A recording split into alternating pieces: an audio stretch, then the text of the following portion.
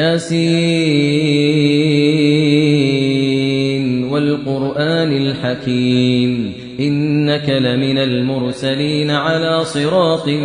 مستقيم تنزيل العزيز الرحيم لتنذر قوما ما أنذر آباؤهم فهم غافلون لقد حق القول على أكثرهم فهم لا يؤمنون إنا جعلنا في أعناقهم أغلالا فهي إلى الأذقان فهم مقمحون وجعلنا من بين أيديهم سدا ومن خلفهم سدا فأغشيناهم فهم لا يبصرون وسواء عليهم أأنذرتهم أم لم تنذرهم لا يؤمنون إنما